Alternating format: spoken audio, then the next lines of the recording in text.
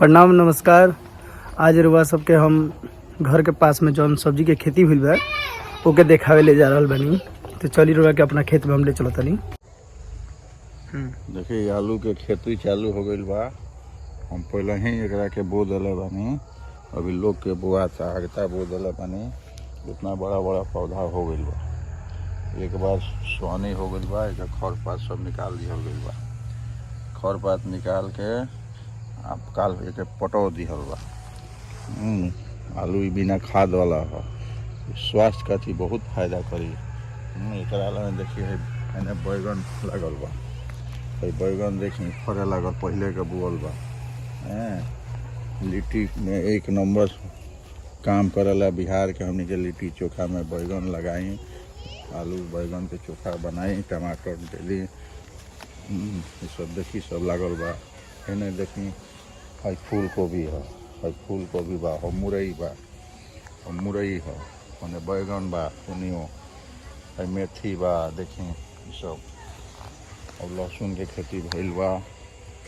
और लहसुन बा देखी सब बिना खाद वाला है। ये सब खाए में लोगिन केहू यहाँ खेती करके खाई, बीमारी से बाँचे में लोगिन। अभी बाजार में जौन बिक्री होता सब खाद वाला ज़्यादा से ज़्यादा मिलता। और बंदा को भी लागल बा। अभी 15 दिन बोला भइल बिना खाद वाला ही होगा।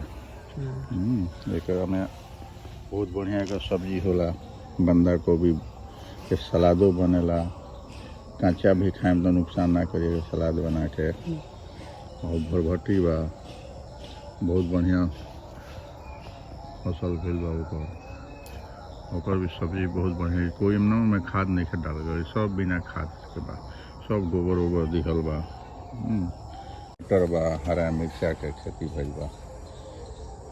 मुरई बा, मुरई के साग खाई सब लगा। मैंने फूल गोभी बा, मुरई, लहसुन, बैगन सब अपना काम लायक आदमी खेती कर ले बा। घर में खाए खातिर अपन अपना लायक खेती कर ली। बिना खाद के करी, स्वास्थ्य खातिर, शरीर खातिर हर तरह से ठीक रही। बिना खाद के रही, बीमारी से दूर रहें। अपन जितना खाए लगे अपना से खेती कर ले सब्जी के।